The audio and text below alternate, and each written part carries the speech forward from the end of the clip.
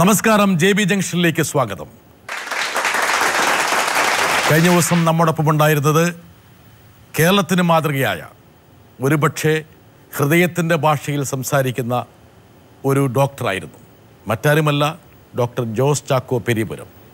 അദ്ദേഹവുമായിട്ടുള്ള സംഭാഷണം ഹൃദയത്തിൻ്റെ ഭാഷയിൽ തുടരുകയാണ്.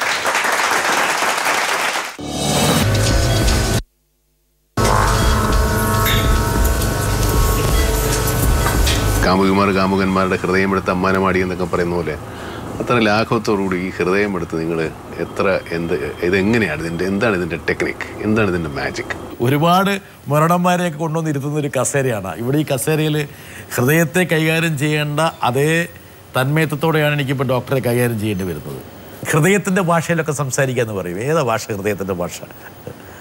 ഹൃദയത്തിൻ്റെ ഭാഷ എന്ന് പറയുന്നത് സത്യത്തിൻ്റെ ഭാഷയാണ്. ഹൃദയത്തിൻ്റെ ഭാഷയിലാണോ ജേമിയോട് ആദ്യം സംസാരിച്ചത്? തീർച്ചയായിട്ടും.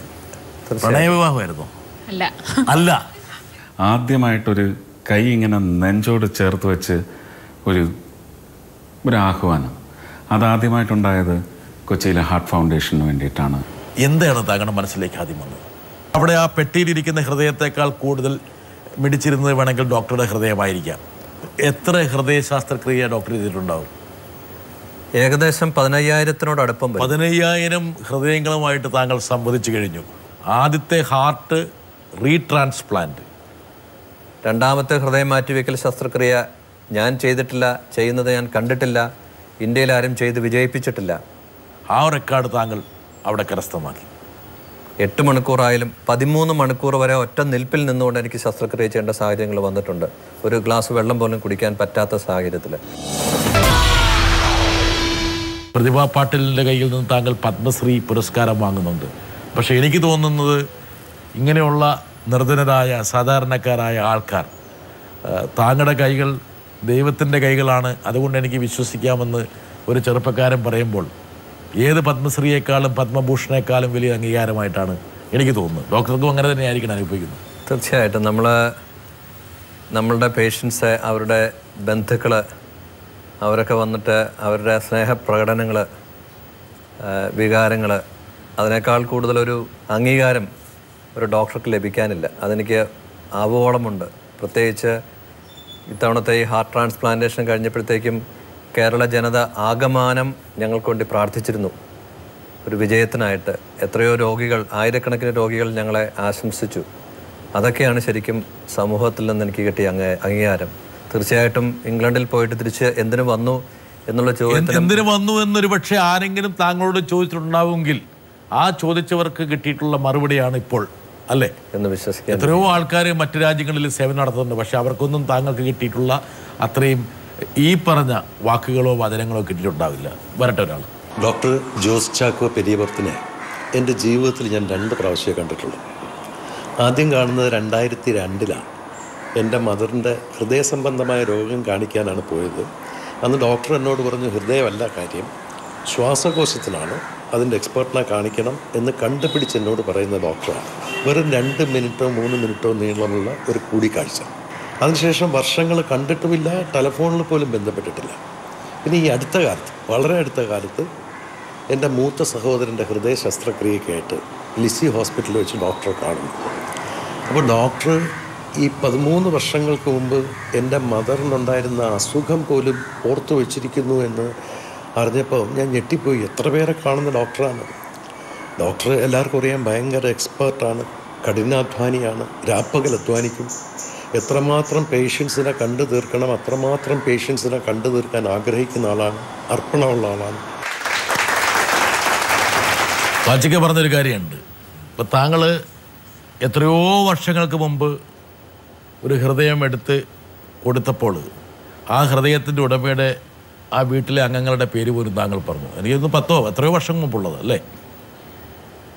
ഇതൊക്കെ എങ്ങനെ ഓർമ്മ വെക്കുന്നു ഡോക്ടർ? എല്ലാ സംഭവങ്ങളും എൻ്റെ മനസ്സിൽ ഉണ്ടാകണമെന്നില്ല. എന്നാലും ചില കാര്യങ്ങൾ, പ്രത്യേകിച്ച് എൻ്റെ ആദ്യ കാലഘട്ടങ്ങളിൽ, ഞാൻ ഇംഗ്ലണ്ടിൽ നിന്ന് തിരിച്ച് 97 വന്ന് എറണാകുളത്ത് മെഡിക്കൽ ട്രസ്റ്റിലാണ് ഞാൻ ജോയിൻ ചെയ്യുന്നത്. ആ കാലഘട്ടങ്ങളിൽ കേരളത്തിൽ ബൈപ്പാസ് ശസ്ത്രക്രിയ എന്ന് പറയുന്ന ഒരു സംഭവമേ വളരെ വിരളമായിട്ട് തിരുവനന്തപുരത്ത് മാത്രം നടക്കുന്നൊരു ശസ്ത്രക്രിയ. എല്ലാവരും ചെന്നൈയിലും ബോംബെയിലും വിദേശ രാജ്യങ്ങളിലുമൊക്കെ പോയിരുന്ന ഒരു കാലഘട്ടം. ഒരു ആൻജിയോഗ്രാം എന്ന് പറയുന്ന ഒരു ടെസ്റ്റ് പോലും ചെയ്യാനായിട്ട് രോഗികളോട് പല മണിക്കൂറുകൾ സംസാരിക്കേണ്ട ഒരു സാഹചര്യം.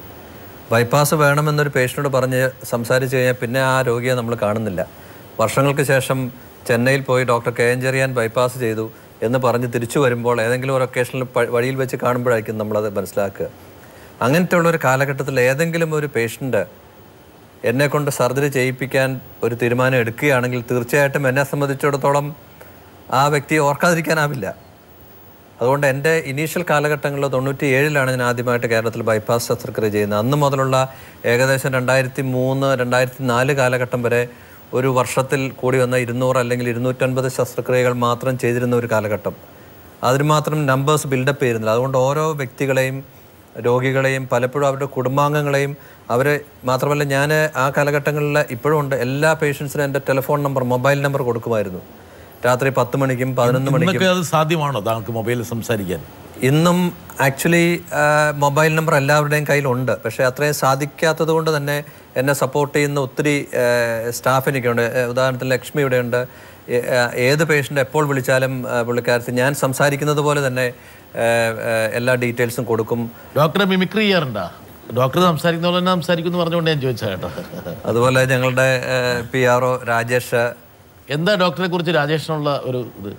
ഈ ചരിത്ര സംഭവമായിട്ട് ബന്ധപ്പെട്ടിട്ട് പോകുമ്പോൾ ഹൃദയമടങ്ങിയ പെട്ടി എൻ്റെ കയ്യിലേക്കാണ് സാർ തരുന്നത് വിമാനത്താവളത്തിൽ വെച്ചിട്ട്. താങ്കൾ ഉദ്ദേശിക്കുന്ന നമ്മൾ ആ എയർ ആംബുലൻസ്? ആ സമയത്ത് സാധാരണ രീതിയിലാണെങ്കിൽ നമ്മൾ പെട്ടെന്ന് വികാരങ്ങൾക്ക് അടിമപ്പെട്ടു പോകുമായിരുന്നു. പക്ഷേ ഇങ്ങനെയുള്ള സാഹചര്യങ്ങളിൽ വൈകാരികമായി ചിന്തിക്കാതെ ക്രിയാത്മകമായി പ്രവർത്തിക്കണമെന്ന് ഞങ്ങളെ പറഞ്ഞു പഠിപ്പിച്ചിട്ടുണ്ട് സാറ്. അതുകൊണ്ട് ആ പെട്ടി താഴെ വീഴാതെ ഹോസ്പിറ്റലിൽ എത്തിക്കാൻ സാധിച്ചു. രാജേഷ് ആ പെട്ടിയെ താങ്ങി പിടിച്ചോ? താങ്ങി പിടിച്ചു. രാജേഷ്, അതായത് ഡോക്ടർക്ക് അങ്ങനെ പറയാൻ പറ്റും. ഡോക്ടർ ആയതുകൊണ്ട് തന്നെ അതിൻ്റെ ഒരു എക്സ്പെർട്ടൈസ് ഉണ്ട്. അതായത് അല്പം നിസ്സംഗതയോടെ ഇങ്ങനെയുള്ള കാര്യങ്ങളെ വീക്ഷിക്കാൻ വേണ്ടിയുള്ള പ്രാഗൽഭ്യമുണ്ട്. പക്ഷെ രാജേഷ് ഒരു സാധാരണക്കാരനാണ്. അതുകൊണ്ടാണ് സാർ അദ്ദേഹം പെരിയപ്പുറവും നമ്മളൊക്കെ ഈ ചെറിയപ്പുറമായിരിക്കും. എന്തായാലും അദ്ദേഹം രാജേഷ് വളരെ ബുദ്ധിപരമായി ആ പുറത്തുള്ള സാധനം കൂട്ടിച്ചേർത്തിട്ടുണ്ട് പുള്ളി. അതെ, ചെറിയ പുറമായാലും പുള്ളി അതിട്ടിരിക്കണം, പുറമിട്ടിരിക്കുന്നത്. രാജേഷ്, എന്തായാലും ഒരുപക്ഷെ താങ്കൾ ആ ഒരു വളരെ ചരിത്ര മുഹൂർത്തം എന്ന് പറയാവുന്ന ഇതാണ് ആ വിഷ്വൽസ്.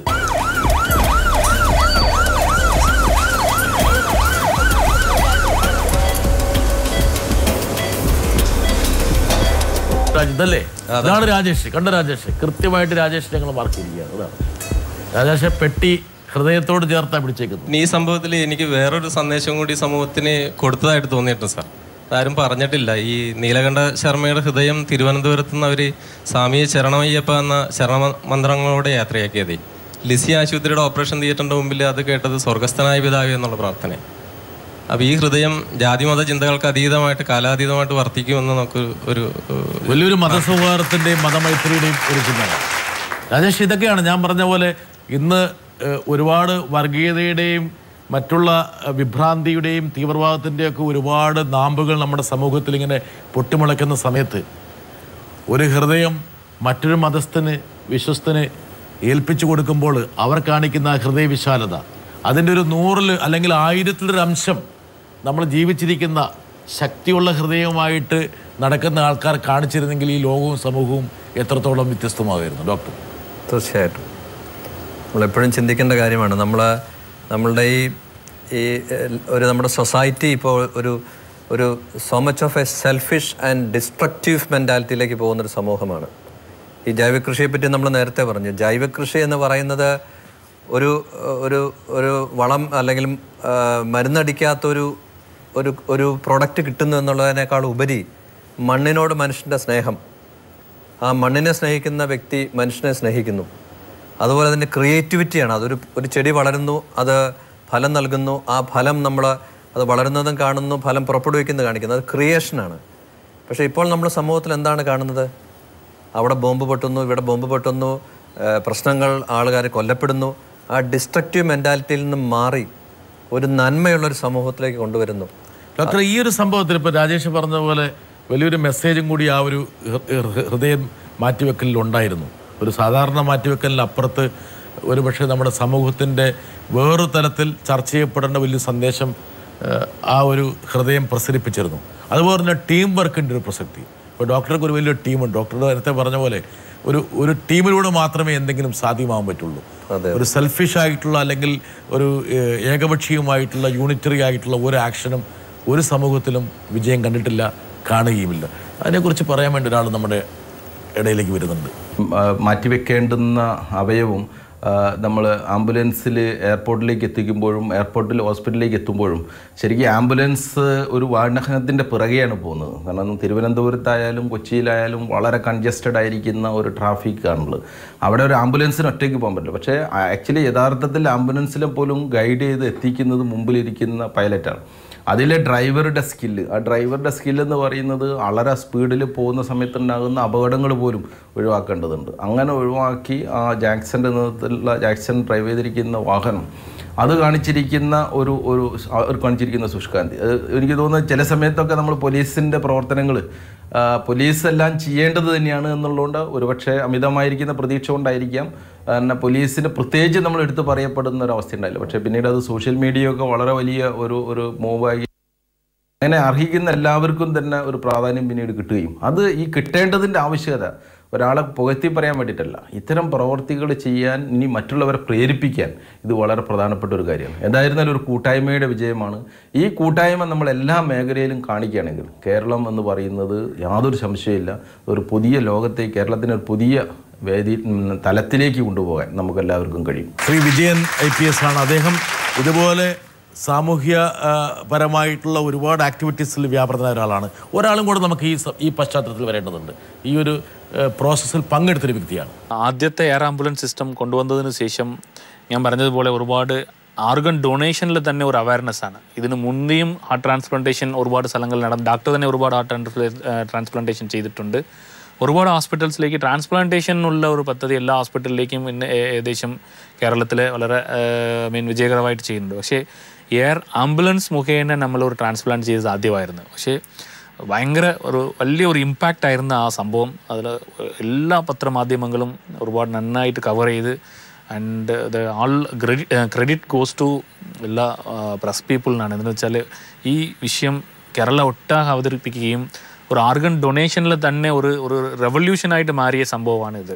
എന്ന് വെച്ചാൽ അത് കഴിഞ്ഞിട്ട് ശരിക്കും പറഞ്ഞാൽ ഡോക്ടർ ആദ്യം ചെയ്ത സംഭവത്തിന് ശേഷം ഇപ്പോൾ എനിക്ക് പലപ്പോഴും ഉറങ്ങാൻ പറ്റാത്ത ഒരു അവസ്ഥയാണ്. അത് വളരെ സന്തോഷമേ ഉള്ളൂ എനിക്ക്. എന്ന് വെച്ചാൽ അത് കഴിഞ്ഞിട്ട് ഞാൻ 2 ട്രാൻസ്പ്ലാന്റേഷന് ഇതുപോലെ ഉള്ള സെയിം സംഭവങ്ങൾ നമ്മൾ ചെയ്ത് കളഞ്ഞ് ഒരു ഇന്നോവേഷനായിട്ട് ഒരു മെത്തേഡ്സും പുതിയ മെത്തേഡ്സും നമ്മൾ കണ്ടെത്താൻ സാധിച്ചിട്ടുണ്ട്. ഈ ഒരു പ്രക്രിയയ്ക്ക് എനിക്ക് തോന്നുന്നു ആദ്യത്തെ ഒരു ഇൻവോൾവ്മെൻറ്റ് ഇദ്ദേഹത്തിൻ്റെ ഭാഗത്തു നിന്നായിരുന്നു തോന്നുന്നു അല്ലേ? ഈ പറഞ്ഞ ഹൃദയം കൊണ്ടുവരാൻ വേണ്ടിയുള്ള സഹായം, ഫെസിലിറ്റേഷൻ ഏറ്റവും പ്രധാനപ്പെട്ട. അതെ. കളക്ടർ ആക്ച്വലി വളരെ പ്രോ ആക്റ്റീവായിട്ടുള്ള ഒരു മനുഷ്യൻ. അതായത് ഞാനന്ന് അതിലേക്ക് ഞാൻ തിരിഞ്ഞു നോക്കുമ്പോഴത്തേക്കും ഏതെല്ലാം വ്യക്തികളുമായിട്ട് എനിക്ക് ഡെലിഗേറ്റ് ചെയ്യേണ്ടി വന്നുവോ അവരെല്ലാവരും 100% പോസിറ്റീവായിട്ട് നമ്മളെ സഹായിച്ച ഒരു ഇതിലേതെങ്കിലും ഒരു കണ്ണി, ഇപ്പോൾ കളക്ടർ സ്ഥലത്തില്ലാതിരിക്കുന്ന ഒരു സാഹചര്യം അല്ലെങ്കിൽ മുഖ്യമന്ത്രിയെ കിട്ടാൻ പറ്റാത്തൊരു സാഹചര്യം, ഒരു കണ്ണി മാറിയെങ്കിൽ നടക്കത്തില്ല. അത്രമാത്രം ഒരു ഓർഗനൈസ്ഡ് നെറ്റ്വർക്ക് പോലെയാണ് അവിചാരിതമായി ഒന്നുമില്ലായ്മില്ലെന്ന് വലിയൊരു സംഭവത്തെ നമുക്ക് കെട്ടിപ്പടുക്കാൻ പറ്റിയത്. രാത്രിയിൽ 12 മണിയാകുമ്പോഴത്തേക്കും കളക്ടറിനെ വിളിച്ചിട്ട് പറയാണ് ഡോക്ടറുടെ അന്ന് പോകുന്ന ആളുകളുടെ പേര് ഇതെല്ലാം കംപ്ലീറ്റ് എനിക്ക് ഉടനെ ഫാക്സ് ചെയ്ത് തരണം, അല്ലെങ്കിൽ ഇമ്മീഡിയറ്റ് ഡീറ്റെയിൽസ് എനിക്ക് വേണം. എനിക്ക് കമാൻഡർ സതീഷ് വാര്യർ നേവിയിൽ നിന്ന് within 5 minutes he wants all the details. അപ്പോൾ അദ്ദേഹം വെയിറ്റ് ചെയ്യാണ് അദ്ദേഹത്തിൻ്റെ ഓഫീസിൽ, രാത്രിയിൽ ഉറങ്ങാതെ വെയിറ്റ് ചെയ്യാണ്. മുഖ്യമന്ത്രി വെയിറ്റ് ചെയ്തതുപോലെ അല്ലെങ്കിൽ നമ്മളെല്ലാവരും കാത്തിരുന്നത് പോലെ അദ്ദേഹം വെയിറ്റ് ചെയ്യണം. അദ്ദേഹം പറഞ്ഞു, ഡോക്ടർ ഒത്തിരി കോളുകൾ എനിക്ക് ചീഫ് മിനിസ്റ്റർ അവിടെ നിന്ന് വരാനുണ്ട്, നമുക്ക് ആംബുലൻസിൻ്റെ കാര്യങ്ങൾ, എയർ ആംബുലൻസിൻ്റെ കാര്യങ്ങൾ, അതെല്ലാം പലപ്പോഴും നമുക്ക് നടക്കാറില്ല. അതുപോലെ ഒരു ചെറിയൊരു സംഗതിയായിട്ടാണ് ഞാൻ ആദ്യം തന്നെ കരുതിയത്. പിന്നെ ഇതിൻ്റെ ഗ്രാഹ്യം ഡോക്ടർ എന്നോട് പറഞ്ഞ് മനസ്സിലാക്കി കഴിഞ്ഞപ്പോഴത്തേക്കാണ് എനിക്ക് അതിൻ്റെ റിയാലിറ്റി മനസ്സിലായത്. ഉടനെ ഞാൻ അതിനുവേണ്ടി പ്രവർത്തിച്ചു. അദ്ദേഹത്തിൻ്റെ പ്രവർത്തനം ഇതിനകത്ത് ഏറ്റവും വലിയൊരു കണ്ണിയാണ്. കാരണം ഈ എയർ ആംബുലൻസ് മാത്രമല്ല, ഡിസ്ട്രിക്ട് അഡ്മിനിസ്ട്രേഷൻ്റെ ട്രാഫിക് കൺട്രോൾ, പോലീസുമായിട്ട് ചേർന്നുകൊണ്ടിട്ടുള്ള പ്രവർത്തനങ്ങൾ, ഇതെല്ലാം ഫോളോ അപ്പ്. അദ്ദേഹം തിരിച്ചു ചോദിക്കും, ഡോക്ടർ എന്തെങ്കിലും പ്രശ്നമുണ്ടോ, പ്ലീസ് കോൾ മീ. വളരെ വലിയൊരു സപ്പോർട്ടാണ് അദ്ദേഹം നൽകിയത്. എന്തായാലും നമുക്ക് ഈ ഒരു വ്യക്തിയെ കൂടി ഈ ഒരു ഘട്ടത്തിൽ കൊണ്ടുവരേണ്ടതുണ്ട്. വരട്ടെ. എനിക്ക് ചെറിയൊരു കാര്യം ഡോക്ടർ ജോസിനോട് ചോദിക്കുവാനായിട്ടുള്ളത്, ചോദ്യം എന്നതിനേക്കാളും ഉപരിയായിട്ട് സമൂഹത്തിന് വേണ്ടിയിട്ട് നമ്മളുടെ ഹാർട്ട് ട്രാൻസ്പ്ലാന്റേഷൻ ആവശ്യമായി വരുന്ന പേഷ്യൻസിനെ പ്രിപ്പയർ ചെയ്യുന്ന കാര്യത്തിൽ ഡോക്ടർ ജോസിൻ്റെ സജഷൻ, അതായത് പല തരത്തിലുള്ള പേടികളുണ്ട് നമ്മളുടെ പേഷ്യൻസിൻ്റെ മനസ്സിൽ, അവരുടെ കുടുംബാംഗങ്ങളുടെ ഇടയിൽ പലതരത്തിലുള്ള ബുദ്ധിമുട്ടുകൾ നമ്മളുടെ ജനം നേരിടുന്നുണ്ട്. അവർക്ക് എല്ലാ കാര്യങ്ങളും വ്യക്തമായിട്ട് അറിയുകയാണെങ്കിൽ ഏറ്റവും നന്നായിട്ട് അവരുടെ ജീവിതത്തെ ഒരു ട്രാൻസ്പ്ലാന്റേഷനോട് മുന്നോട്ട് കൊണ്ടുപോകുവാനായിട്ട് സാധിക്കും. ആ ഒരു തരത്തിലുള്ള ഒരു സജഷൻ എന്തൊക്കെയാണ് ഡോക്ടർ ജോസിന് നമ്മുടെ സമൂഹത്തോട്, രോഗികളോട്, അവരുടെ കുടുംബാംഗങ്ങളോട് പറയുവാനായിട്ടുള്ളത് എന്ന ഒരു ചോദ്യം. ഫാദർ ഡിസി ഹോസ്പിറ്റലിൻ്റെ സാരഥിയാണ്. ഫാദർ പറഞ്ഞൊരു ചോദ്യം ഞാൻ ഒരുപക്ഷെ അതിനോട് ചേർന്നുകൊണ്ട്, ഇന്ന് ഏറ്റവും പ്രധാനപ്പെട്ടൊരു പ്രതിബന്ധം ഒരുപക്ഷെ സമൂഹത്തിലെ അന്ധവിശ്വാസങ്ങളാണ്. ഇപ്പം ഡോക്ടർ നേരത്തെ വെങ്കാരത്തിൽ ഞാൻ പറഞ്ഞതിനോട് യോജിച്ചുകൊണ്ട് പറഞ്ഞൊരു കാര്യമുണ്ട്. എന്തുകൊണ്ടാണ് ഒരു ഉന്നത ശ്രേണിയിലുള്ള ആൾക്കാർ ഈ ഹൃദയം ദാനം ചെയ്യാൻ തയ്യാറാകാതിരിക്കുന്നതെന്ന് താങ്കളെ ഇരുത്തി ചിന്തിപ്പിക്കുന്നൊരു കാര്യമാണ്. വിശ്വാസങ്ങളും അന്ധവിശ്വാസങ്ങളും ഇത് തടയിടാറുണ്ടോ? ചില സാഹചര്യങ്ങളിൽ നമ്മൾക്ക് അത് ലോകമെമ്പാടുമുള്ള ഒരു പ്രശ്നമാണ്, നമ്മുടെ കേരളത്തിൽ മാത്രമുള്ള പ്രശ്നമല്ല. ഉദാഹരണത്തിന് മിഡിൽ ഈസ്റ്റിൽ ഹൃദയം മാറ്റിവെക്കൽ ശസ്ത്രക്രിയകൾ നടക്കുന്നില്ല. മതവിശ്വാസങ്ങൾ അവയവം ദാനം ചെയ്യാനായിട്ട് അവരെ അനുവദിക്കുന്നില്ല. ചില സാഹചര്യങ്ങൾ മതവിശ്വാസങ്ങളല്ലായിരിക്കാം, ചിലപ്പോൾ സാമൂഹ്യമായിട്ടുള്ള ചില പ്രശ്നങ്ങളായിരിക്കാം. നമുക്കറിയാം, നമ്മളുടെ സമൂഹത്തിൽ ഇപ്പോൾ അവയവങ്ങൾ വിലയ്ക്ക് കൊടുക്കുന്ന ഒത്തിരി സാഹചര്യങ്ങളുണ്ട്. അപ്പോൾ ഒരു വ്യക്തി അവരുടെ ഹൃദയം കൊടുത്തു കഴിഞ്ഞാൽ അവസാനം വർഷങ്ങൾക്ക് ശേഷം ഏതെങ്കിലും ഒരു വ്യക്തി പറയുകയാണ് ഇവർ ഭർത്താവിൻ്റെ ഹൃദയം കൊടുത്ത് പൈസ മേടിച്ച് ജീവിക്കുന്നു എന്നുള്ളൊരു കമൻറ്റ്. അതുപോലത്തെയുള്ള പല സോഷ്യൽ റിലീജിയസ് ഫാക്ടേഴ്സ് ഒരുപക്ഷെ പലരെയും ഇതിൽ നിന്ന് പുറകോട്ട് ചലിപ്പിക്കുന്ന ഒരു ഓർഗൻ ഡൊണേറ്റ് ചെയ്യുന്നതിനെതിരായിട്ട് പ്രവർത്തിക്കുന്ന ചില ഫാക്ടേഴ്സ് ആയിരിക്കാം. പക്ഷേ കാലങ്ങൾ കഴിയുന്തോറും അത് മാറും. അതിനകത്ത് ഏറ്റവും മേജറായിട്ടൊരു റോൾ എടുക്കേണ്ടത് ചെയ്യേണ്ടത് മാധ്യമങ്ങളും ഇതുപോലെയുള്ള സംഭവങ്ങൾ ഹൈലൈറ്റ് ചെയ്യപ്പെടുമ്പോഴുമാണ്. ഇത് ചെയ്യുന്നു, രോഗികൾ ജീവിക്കുന്നു, നോർമൽ ക്വാളിറ്റി ലൈഫിലേക്ക് വരുന്നു.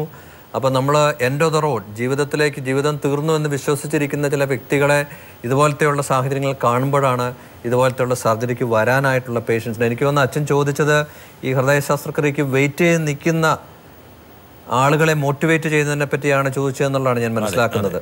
ഞാൻ അതിനെ വേറൊരു ഡയമെൻഷൻ കൊടുത്തതാണ്. ഓക്കെ. പക്ഷെ അച്ഛൻ്റെ ചോദ്യം സ്വാഭാവികമായിട്ടും രോഗികളുമായിട്ടുള്ള ഇന്റർഫേസ് ആണ്. അത് പലപ്പോഴും അവരെ കൺവിൻസ് ചെയ്യിപ്പിക്കാനുള്ള ഒരു ബുദ്ധിമുട്ട് നമ്മൾക്കുണ്ടാകാറുണ്ട്. ഈ കൺവിൻസ് ചെയ്യിപ്പിക്കേണ്ട ജോലി പലപ്പോഴും അവരെ ട്രീറ്റ് ചെയ്യുന്ന പ്രൈമറി കാർഡിയോളജി ഡോക്ടർമാർക്കാണ്. പലപ്പോഴും ഞങ്ങൾ ചിന്തിക്കാറുണ്ട്, കേരളത്തിൽ ആയിരക്കണക്കിന് രോഗികൾ ഹൃദയം മാറ്റിവെക്കൽ ശസ്ത്രക്രിയ അർഹിക്കുന്നവരുണ്ടായിരിക്കാം. പക്ഷേ ഇവരെ പോലെ വളരെ ചുരുക്കം ആളുകളെ അവിടെ എത്തുന്നുള്ളൂ, ഡോക്ടർമാരുടെ കൈകളിൽ എത്തുന്നുള്ളൂ. വളരെ ചുരുക്കം ചിലർക്ക് അതിനുള്ള സാഹചര്യം കിട്ടാറുള്ളൂ. അപ്പോൾ തീർച്ചയായിട്ടും മെഡിക്കൽ സമൂഹത്തിന് തന്നെ ഒരു എഡ്യൂക്കേഷൻ കൊടുക്കേണ്ട കാലഘട്ടമാണിത്. ഡോക്ടേഴ്സ് തന്നെ, കാർഡിയോളജി രംഗത്ത് പ്രവർത്തിക്കുന്ന ഡോക്ടേഴ്സിനെ തന്നെ സജ്ജമാക്കേണ്ടത്. എപ്പോഴാണ് ഹൃദയപരാജയം വരുന്നത്, എപ്പോഴാണ് ഇവരെ ഹൃദയം മാറ്റിവെക്കൽ ശസ്ത്രക്രിയയ്ക്ക് അല്ലെങ്കിൽ അതുപോലത്തെയുള്ള ഒരു സാഹചര്യത്തിലേക്ക് റെഫർ ചെയ്യേണ്ടത് എന്നുള്ള ഒരു എഡ്യൂക്കേഷൻ കൊടുക്കുന്ന ഒരു പ്രക്രിയയാണ് ഏറ്റവും പ്രധാനപ്പെട്ടത്. ഒരുപക്ഷെ ഡോക്ടർ ഈ ഒരു സജ്ജമാക്കലും അതുപോലെ തന്നെ അവബോധവും കൂടി സൃഷ്ടിച്ചു കഴിഞ്ഞാൽ നമുക്ക് വേണമെങ്കിൽ ഒരുപാട് ജീവൻ രക്ഷപ്പെടുത്താൻ കഴിയുന്ന അവയവങ്ങളുടെ ഒരു സർപ്ലസ് വേണമെങ്കിൽ നമുക്ക് വേണം സൃഷ്ടിക്കാൻ പറ്റും, അല്ലേ? കേരളം ബാങ്ക് വളരെ എഡ്യൂക്കേറ്റഡ് ആയിട്ടുള്ള ഒരു സംസ്ഥാനമാണ്. നമ്മൾക്കറിയാം, നല്ല മനുഷ്യരാണ്. അവരുടെ നല്ല ഭാഗങ്ങൾ അല്ലെങ്കിൽ നല്ല ജീവിതത്തിന് നല്ല ഭാഗങ്ങൾ എക്സ്പ്ലോയിറ്റ് ചെയ്യാനായിട്ട് ഇതുപോലത്തുള്ള കാര്യങ്ങൾ സഹായിക്കുമെന്നാണ് ഞാൻ വിശ്വസിക്കുന്നത്. നമുക്ക് റെസിപ്പിയൻസ് ഉണ്ട് എന്നുണ്ടെങ്കിൽ തീർച്ചയായിട്ടും, കാരണം നമ്മൾക്കറിയാം കഴിഞ്ഞ 2 ആഴ്ചയ്ക്കുള്ളിൽ നമ്മൾ 2 ഹൃദയങ്ങളാണ് നമ്മൾ അന്യ സംസ്ഥാനങ്ങളുമായിട്ട് ഷെയർ ചെയ്തത്. മറ്റ് സംസ്ഥാനങ്ങളിൽ നടക്കാത്ത ഒത്തിരി കാര്യങ്ങൾ കേരളത്തിൽ കഴിഞ്ഞ 1 മാസത്തിനുള്ളിൽ നടന്നു. ആ നന്മത്വം നമ്മുടെ സമൂഹത്തിലുണ്ട്. ഇന്ത്യക്ക് മാതൃകയാകാൻ കേരളത്തിന് മറ്റൊരു മേഖല കൂടി തുറന്നിടുകയാണ്. വരട്ടെ, 1-2 ആൾക്കാർ നമുക്ക് വേണ്ടി വെയിറ്റ് ചെയ്യുന്നുണ്ട്, അല്പം ഇംപേഷ്യൻ്റ് ആയിട്ട്. വരട്ടെ. നമുക്കിപ്പോൾ ഈ ഹൃദ്രോഗികളുടെ എണ്ണം വർദ്ധിച്ചു വരുന്നു, പ്രത്യേകിച്ചും ചെറുപ്പക്കാർക്കിടയിലേക്ക് പോലും വരുന്നുണ്ട്. അപ്പോൾ അത് പ്രതിരോധിക്കുമ്പോൾ ഒത്തിരിയേറെ ശ്രമങ്ങൾ നടക്കുന്നുണ്ട്, സർക്കാരെല്ലാം പണം ചെലവഴിക്കുന്നുണ്ടെങ്കിലും എങ്ങനെയാണ് കുറേ കൂടി ഇത് സമൂഹത്തിലേക്ക് എത്തിക്കാൻ, ഒരു സന്ദേശം എത്തിക്കാൻ കഴിയുക? അതിന് ഏത് രൂപങ്ങളാണ് നമ്മൾ ഇനിയും സ്വീകരിക്കേണ്ടത്? അത്തരം കാര്യങ്ങളിലല്ലേ ഇനി കേന്ദ്രീകരിക്കേണ്ടത് എന്ന ഒരു ചോദ്യം ഞാൻ ഡോക്ടറെ മുൻപാകെ വയ്ക്കുകയാണ്. രാജീവ് പറഞ്ഞതിൽ 1-2 ഒരു പക്ഷേ വലിയൊരു അവബോധത്തിൻ്റെ കാര്യമാണ് രാജീവ് സൂചിപ്പിക്കുന്നത്. അതിൽ അദ്ദേഹം ഒരു പ്രമുഖ രാഷ്ട്രീയ പാർട്ടിയുടെ ജില്ലയിലെ സാരഥി കൂടിയാണ്. രാഷ്ട്രീയ പ്രസ്ഥാനങ്ങൾക്കും വലിയൊരു പങ്ക് വഹിക്കാനുണ്ട്, അല്ലേ? രാഷ്ട്രീയ പ്രസ്ഥാനങ്ങൾ എപ്പോഴും മനുഷ്യരുടെ ചിന്തയിൽ ഒരു ഭരണം അല്ലെങ്കിൽ ഒരു ഇലക്ഷൻ അല്ലെങ്കിൽ ഒരു സമരം അല്ലെങ്കിൽ ഒരു കല്ലേറ് ഇങ്ങനത്തെയുള്ള കാര്യങ്ങളുമായിട്ടാണ് നമ്മൾ ബന്ധപ്പെടുത്തുന്നത്. തീർച്ചയായിട്ടും എന്തുമാത്രം ക്രിയേറ്റിവിറ്റി, കാരണം മാധ്യമങ്ങളെപ്പോലെ തന്നെ ശക്തമായൊരു ഫീൽഡാണ് രാഷ്ട്രീയം എന്ന് പറയുന്നത്. ഈ കഴിഞ്ഞ ദിവസം തന്നെ രാജീവ് എന്നെ തന്നെ പേഴ്സണലായിട്ട് വിളിച്ചിട്ട് പുള്ളി പറഞ്ഞു, I want an organ donation form to be filled. അദ്ദേഹത്തിൻ്റെ ആ നന്മ, ആ അദ്ദേഹം പറഞ്ഞു, എൻ്റെ ഓഫീസിൽ എത്രയോ ആൾക്കാർ ഡോക്ടറെ വരുന്നു, എനിക്കൊരു അവയവദാന സമ്മതപത്രം അവിടെ വെക്കുകയാണെങ്കിൽ രാജീവ് ഒരു സമ്മതപത്രം നമ്മുടെ മുമ്പിൽ കാണിക്കുകയാണ്. അത് തന്നെ. ഓക്കെ, അദ്ദേഹത്തിൻ്റെ എല്ലാ ശരീരഭാഗങ്ങളും. അതെ, അത് അദ്ദേഹം ആ കാണിച്ച വലിയൊരു ഇതാണ്. ഞാൻ അവിടെ എൻ്റെ പേഴ്സണലായിട്ട് ഞാൻ അദ്ദേഹത്തിൻ്റെ ഓഫീസിൽ പോയി ഈ അവയവദാന പത്രം അദ്ദേഹത്തിന് കൊടുത്തു. അതിനി ഈ അദ്ദേഹത്തിൻ്റെ ഓഫീസിൽ വരുന്ന എല്ലാ വ്യക്തികൾക്കും അതൊരു മാതൃകയായിരിക്കും. അത് രാഷ്ട്രീയം എന്നുള്ള ഒരു ഛായ അതിന് വേണമെങ്കിൽ കൊടുക്കാം, ഇല്ല എന്നുണ്ടെങ്കിൽ ഒരു നല്ല വ്യക്തി എന്നുള്ള ഒരു ഛായ അതിന് കൊടുക്കാം. ഏത് രീതിയിലാണെങ്കിലും അതൊരു പക്ഷേ അന്ന് തന്നെ ആ സെക്രട്ടേറിയറ്റ് ഒപ്പിട്ട അവയവദാന സമ്മതപത്രം മേടിച്ചു. അതൊരു മാതൃകയാണ്. രാജീവ് പറഞ്ഞ വേറെ കാര്യം, ചെറുപ്പക്കാരുടെ ഇടയിൽ ഈ ഹൃദയത്തിൻ്റെ പ്രശ്നം കൂടിക്കൂടി വരുന്നു. അങ്ങനൊരു സംഭവം ഉണ്ടോ ഇപ്പം?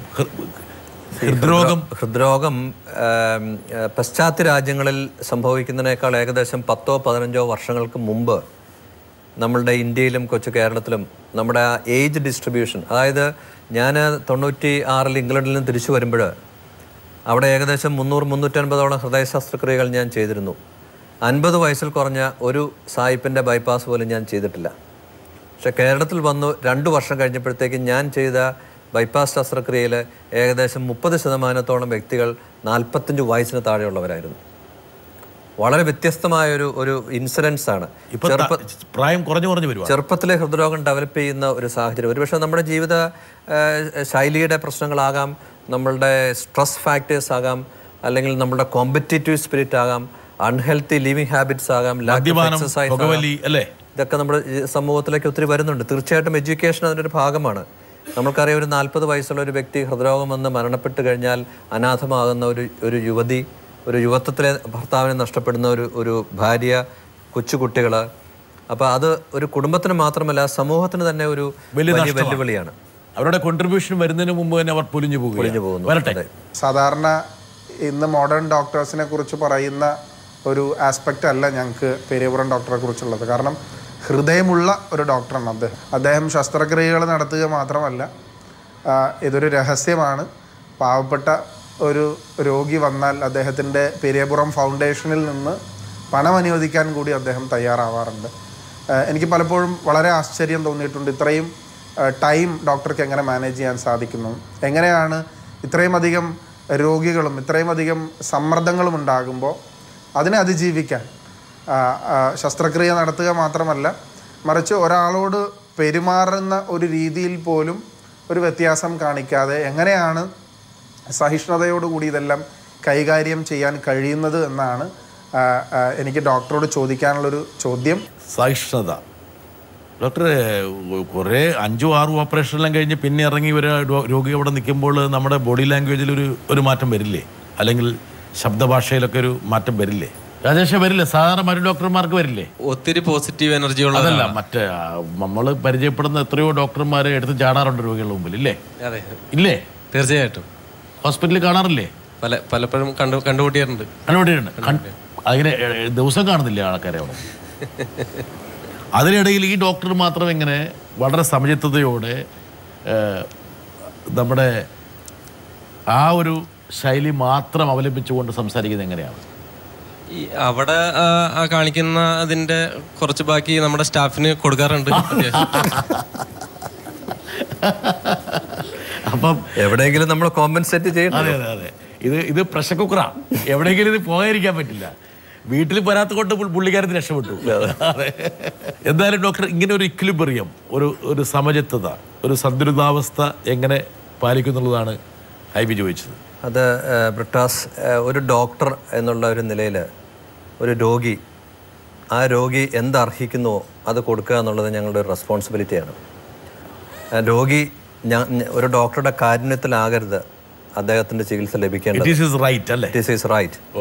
ചികിത്സ മാത്രമല്ല, ആ ചികിത്സയെപ്പറ്റി അറിയാനുള്ള അവരുടെ ആഗ്രഹം, അവരുടെ ചോദ്യങ്ങൾക്ക് മറുപടി കൊടുക്കേണ്ട ഒരു കടമ, കർത്തവ്യം, അവരുടെ മാത്രമല്ല അവരുടെ കുടുംബങ്ങളെപ്പറ്റിയും അവരുടെ സാമൂഹ്യ സാമ്പത്തിക പ്രശ്നങ്ങളെപ്പറ്റിയും അറിഞ്ഞിരിക്കേണ്ട ഒരു ചുമതല നമ്മളുടെ കേരളത്തിലെ ഡോക്ടർമാർക്കുണ്ട്. കാരണം ഇവിടെ നമുക്കൊരു സിസ്റ്റം ഇല്ലാതെ പ്രവർത്തിക്കുന്ന ഒരു ഇതാണ്. നമുക്ക് ഒരു ഡോക്ടർ ചെയ്യേണ്ടാത്ത ഒത്തിരി കാര്യങ്ങൾ ഡോക്ടർ ചെയ്യേണ്ടി വരും. ഒരു നേഴ്സ് ചെയ്യേണ്ടാത്ത ഒത്തിരി കാര്യങ്ങൾ നേഴ്സ് ചെയ്യേണ്ടി വരും. ഞാൻ ഓപ്പറേറ്റ് ചെയ്തിട്ട് ഡിസ്ചാർജ് ചെയ്ത് പോകുന്ന ഒരു പേഷ്യൻറ്റിനെ നോക്കാനായിട്ട് there is no system whereby they are being taken care of. അതുകൊണ്ടാണ് ഞാൻ അവർക്ക് എൻ്റെ മൊബൈൽ നമ്പർ കൊടുക്കുന്നത്. ഞങ്ങളെപ്പോഴും കോൺടാക്റ്റബിളായിട്ട് റിമൈൻഡ് ചെയ്യുന്നത്. കാരണം അവർക്ക് പോയിട്ട് ചെറിയൊരു സംശയമുണ്ടെങ്കിൽ കുഴപ്പമില്ല തോമസ് എന്നല്ലെങ്കിൽ ഞാൻ ഒരു വാക്ക് കേൾക്കാൻ വേണ്ടി അവർ കാത്തിരിക്കുക. ഒരു വേദന വന്നാൽ അത് സ്വാഭാവികമാണെന്നൊരു വാചകം പറഞ്ഞാൽ മാത്രം മതി. അവരർഹിക്കുന്നതാണ്, അവരർഹിക്കുന്നതേ ഞാൻ കൊടുക്കുന്നുള്ളൂ. അതിൽ കൂടുതലായിട്ട് ഞാൻ ഒന്നും ചെയ്യുന്നില്ല എന്നുള്ളതാണ് എൻ്റെ വിശ്വാസം. ചരിത്ര സംഭവങ്ങൾ വായിക്കുമ്പോഴും സംഭവകഥകളൊക്കെ വായിക്കുമ്പോൾ പഴയ കാലഘട്ടത്തിൽ അവിടെ ഇവിടെയൊക്കെ ദൈവവും പുണ്യാളന്മാരൊക്കെ പ്രത്യക്ഷപ്പെടുന്നതായിട്ട് നമ്മൾ വായിക്കാറുണ്ട്. അപ്പം ഞാൻ തന്നെ ചിന്തിക്കാറുണ്ട് ഈ കാലഘട്ടത്തിൽ എന്താണ് ദൈവങ്ങളും അതുപോലെ പുണ്യാളന്മാരൊന്നും പ്രത്യക്ഷപ്പെടാത്തതെന്ന്. പക്ഷേ ഇവരെല്ലാം നമ്മുടെ മുന്നിലുണ്ട്, നമ്മൾ കാണാത്തതാണ്. കാരണം നമുക്കൊരാപത്ത് വരുമ്പോഴാണ് ദൈവികമായ അല്ലെങ്കിൽ പുണ്യവാന്മാരായിട്ടുള്ള ആൾക്കാരെ നമ്മൾ കണ്ടുമുട്ടുന്നത്. അതിന് ഞാൻ ഉപയോഗിക്കുന്ന ഒരു വാക്കെന്ന് പറഞ്ഞാൽ പ്രാഞ്ചേട്ടൻ എന്ന ചിത്രത്തിലൊരു വാക്ക് തന്നെയാണ്. സ്വർണം കൊണ്ട് ദൈവത്തിന് ഗോപുരം പണിയുന്നവരല്ല, ഒരാളെ ജീവിതത്തിലേക്ക് കൈപിടിച്ച് നടത്തുന്നവനാണ് പുണ്യവാൻ. അപ്പോൾ പള്ളി പണിയണ്ട എന്നല്ലട്ടാ ഞാൻ ഉദ്ദേശിച്ചത്. പക്ഷേ ഒരാളെ ജീവിതത്തിലേക്ക് കൈപിടിച്ച് നടത്തുന്ന ഒരു കാഴ്ച ഞാൻ കണ്ടത് എൻ്റെ വീട്ടിൽ തന്നെ വലിയൊരു ആപത്ത് വന്നപ്പോഴാണ്. എൻ്റെ ഫാദറിന് വളരെ ഒരു വലിയ അപകടം സംഭവിച്ചു. അപ്പോൾ ഹൃദയ തുല്യമായ ഒരു അസുഖം വന്നപ്പോൾ ജോസ് ചാക്കോ പെരിയപുരം എന്ന ഒരു പുണ്യവാൻ എത്തുകയും എൻ്റെ ഫാദറിനെ ജീവിതത്തിലേക്ക് കൈപിടിച്ച് നടത്തുന്നത് ഞാൻ എൻ്റെ കണ്ണുകൊണ്ട് നേരിട്ട് കണ്ടു. അദ്ദേഹത്തിൻ്റെ അത്ഭുതങ്ങൾ പല സ്ഥലത്തും നമ്മൾ കണ്ടുകൊണ്ടിരിക്കുകയാണ്, സാക്ഷ്യം വഹിച്ചുകൊണ്ടിരിക്കുകയാണ്. ഒരുപക്ഷെ മലയാള സമൂഹം ഏറ്റുപറയാൻ ആഗ്രഹിക്കുന്ന വാചകങ്ങളാണ് ടിനി പറഞ്ഞിരിക്കുന്നത്. ഒരാളും കൂടി വരണം. എത്രയോ വർഷങ്ങൾക്ക് മുമ്പ് തന്നെ അദ്ദേഹത്തിന് പത്മശ്രീയും പത്മഭൂഷണും ഒക്കെ ലഭിക്കേണ്ടതായിരുന്നു. അർഹത ആ സന്ദർഭത്തിൽ തന്നെ ലഭ്യമായിരുന്നില്ല. വൈകിയാണെങ്കിലും പിൽക്കാലത്ത് അദ്ദേഹത്തിന് അർഹത ലഭിച്ചു എന്നുള്ളതിൽ നമുക്ക് അഭിമാനിക്കാനും സന്തോഷിക്കാനും കഴിയും. ഇനിയും നാടിൻ്റെ അംഗീകാരം കൂടുതൽ അർഹിക്കുന്നു. അംഗീകാരം ആരോടും ചോദിക്കുകയോ അതിൻ്റെ പിന്നാലെ നടക്കുകയോ ചെയ്യുന്ന വ്യക്തിത്വമല്ല. അതേസമയം സമൂഹം അറിഞ്ഞ് അംഗീകരിക്കുക എന്നുള്ള ഏറ്റവും മഹത്തായ ദൗത്യം കേരളം നിർവഹിക്കേണ്ടതായിട്ടുണ്ട് എന്നാണ് എനിക്ക് പറയാനുള്ളത്. അംഗീകാരങ്ങൾ ഡോക്ടർ വൈകി വന്നു എന്നാണ് ശർമ്മ പറയുന്നത്. പക്ഷെ താങ്കൾക്ക് അതിലൊന്നും ശ്രദ്ധയില്ല. നമ്മൾക്ക് എപ്പോഴും അംഗീകാരങ്ങൾ ലഭിക്കാനായിട്ട് ഒരുപക്ഷെ ജീവിതത്തിൽ ഒത്തിരി കാത്തിരിക്കേണ്ടി വരും. ഞാൻ ഉദാഹരണത്തിന് 2011 പത്മശ്രീ കിട്ടിയപ്പോഴത്തേക്ക് ഞാൻ രാഷ്ട്രപതി ഭവനിൽ ജെയിമി ഞങ്ങളെല്ലാവരും ഉണ്ടായിരുന്നു. അത് കഴിഞ്ഞ് ഞാൻ നോക്കിയപ്പോഴത്തേക്ക് I was one of the youngest person who got Padmashri.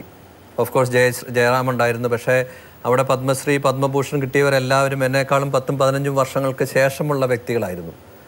അപ്പോൾ ഒരു ഡോക്ടർ എന്നെ വിളിച്ചിട്ട് പറഞ്ഞു, ഡോക്ടറെ ഈ പത്മശ്രീ കൊടുക്കേണ്ടത് ഇച്ചിരിയുടെ ചെറുപ്പത്തിലല്ലേ? അപ്പോൾ ഞാൻ ചോദിച്ചു എന്താ? അങ്ങനെ കൊടുത്താലല്ലേ ഇവർക്ക് വീണ്ടും വലിയ വലിയ കാര്യങ്ങൾ ചെയ്യാനുള്ള ഒരു ആയുസ് ലഭിക്കത്തുള്ളൂ. അതെ, തീർച്ചയായിട്ടും അംഗീകാരങ്ങൾക്ക് പുറകെ പോകുന്നില്ല. എന്നിരുന്നാൽ തന്നെയും ഓരോ അംഗീകാരങ്ങളും എന്നെ സംബന്ധിച്ചിടത്തോളം കൂടുതൽ കടമകളും ഉത്തരവാദിത്തങ്ങളും. ഒരുപക്ഷെ ഇവിടെ നമ്മൾ ഇത്രയും പേരെ പങ്കെടുപ്പിച്ചുകൊണ്ട് ഈ ഒരു ഷോ, ടെലിവിഷൻ്റെ ഭാഷ ഷോ എന്നാണ് ഞങ്ങൾ പറയുക, ഷോ നടത്തുമ്പോൾ എനിക്ക് തോന്നുന്നു ഡോക്ടറുടെ ഉത്തരവാദിത്വം വർദ്ധിക്കുകയാണ്. തീർച്ചയായിട്ടും ഇത്രയും ആൾക്കാരുടെ ബഹുമാനവും അല്ലെങ്കിൽ അവരുടെ സ്നേഹവും ഒക്കെ ഡോക്ടറിലേക്ക് ഞങ്ങൾ പകർന്നു തരുമ്പോൾ ഞങ്ങൾ ഡോക്ടറുടെ ചുമലിൽ വേറൊരു ഭാരം, ഉത്തരവാദിത്തത്തിൻ്റെ ഭാരം ഞങ്ങൾ അങ്ങോട്ട് തരികയാണ്. ആ ഒരു റിയലൈസേഷൻ ഡോക്ടർ കൊണ്ടല്ലോ അല്ലേ? തീർച്ചയായിട്ടുമുണ്ട്. പക്ഷേ എങ്കിൽ പോലും താങ്കൾ പറഞ്ഞതുപോലെ അംഗീകാരങ്ങൾ സമയത്ത് വന്നാൽ മാത്രമേ കൂടുതൽ ഉത്തരവാദിത്തങ്ങൾ എടുക്കാൻ ഒരു വ്യക്തിയെ പ്രേരിപ്പിക്കുന്നുള്ളൂ. താങ്കൾക്ക് കുറച്ച് മുമ്പ് കുറേ അംഗീകാരങ്ങൾ ലഭിച്ചിരുന്നെങ്കിൽ എത്രയോ ഹൃദയങ്ങൾ താങ്കളുടെ കൈകളിലൂടെ പലർക്കും സമ്മാനിക്കപ്പെടുമായിരുന്നു എന്ന് ഞങ്ങൾ വിചാരിക്കുകയാണ്. ഒരാൾ വരട്ടെ.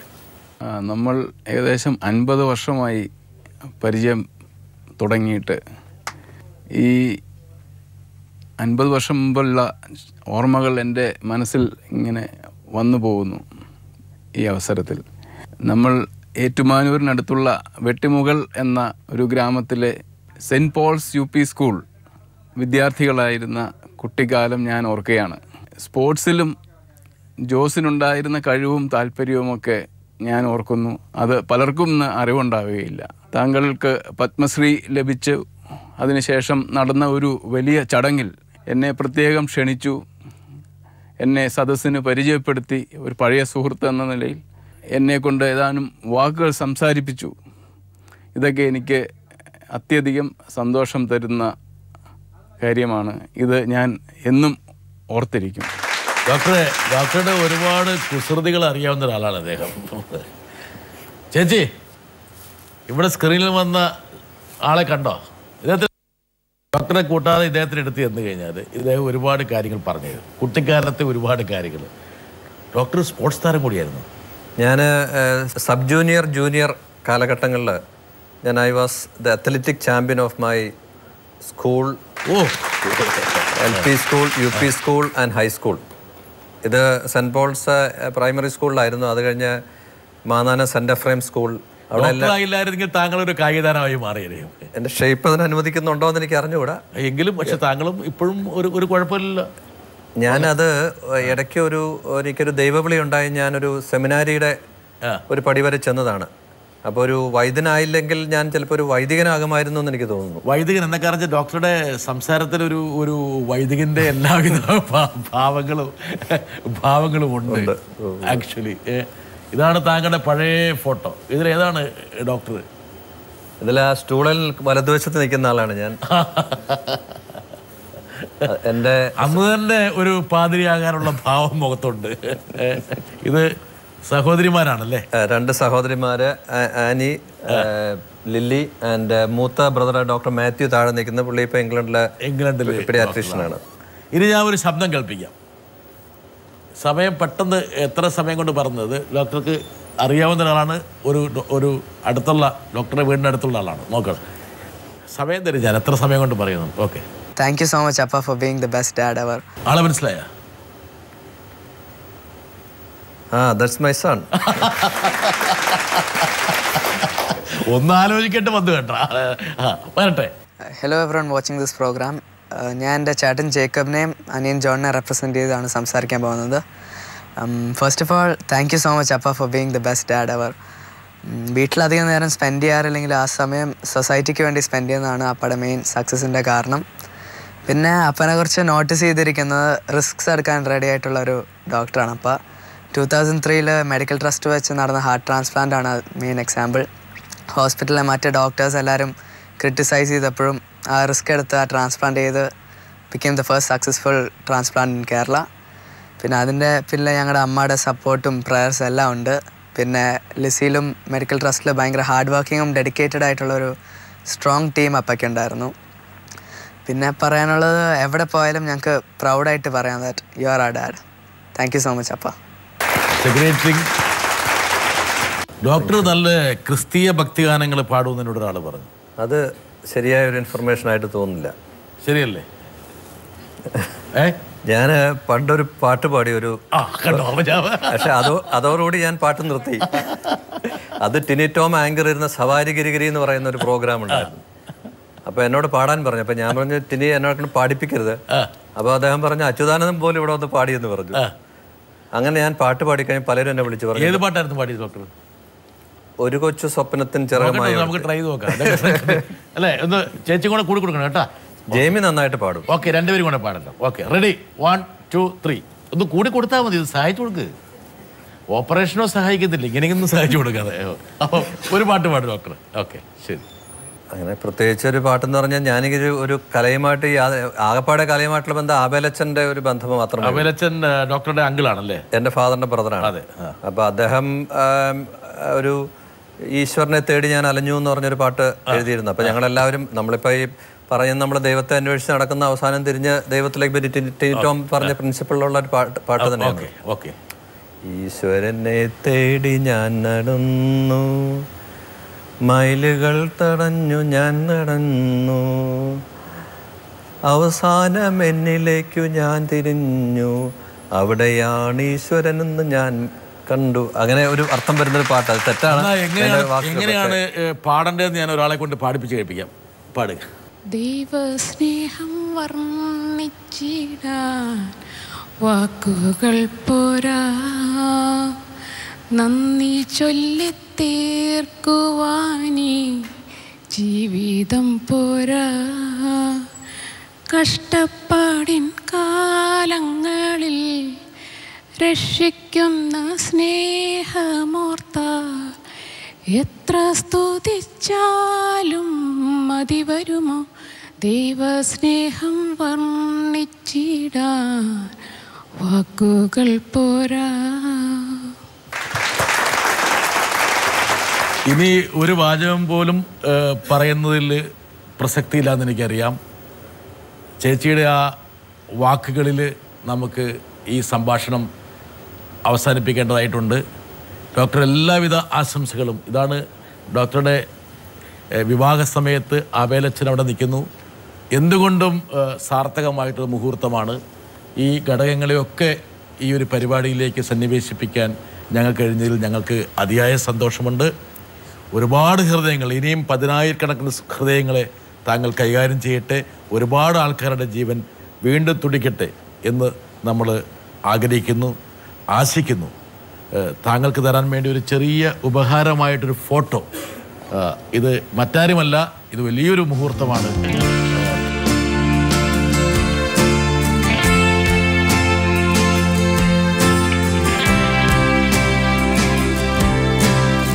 വർഷങ്ങൾക്ക് മുമ്പ് എടുത്ത ഒരു ഹൃദയത്തിൻ്റെ ഉടമ, ആ ഉടമയുടെ മകനാണ് ഈ നിൽക്കുന്നത് സുനിൽ.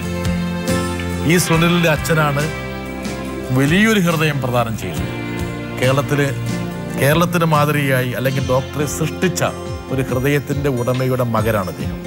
ഇദ്ദേഹം വരച്ച ഒരു ചിത്രം, അത് ഡോക്ടറുടെ ചിത്രം തന്നെയാണ് അദ്ദേഹം വരച്ചിരിക്കുന്നത്. ഈ വരയ്ക്കൊരു പ്രത്യേകതയുണ്ട്. സുനിൽ ഡോക്ടറുടെ ഫോട്ടോ ഒന്നും കണ്ടില്ല. സുനിലിൻ്റെ മനസ്സിൽ ഈ ചിത്രം ഉണ്ടായിരുന്നു. സുനിൽ വരച്ച ഈ ചിത്രം സുനിൽ തന്നെ ഡോക്ടർക്ക് കൊടുത്തുകൊണ്ട് ഈ ഷോ അവസാനിക്കും.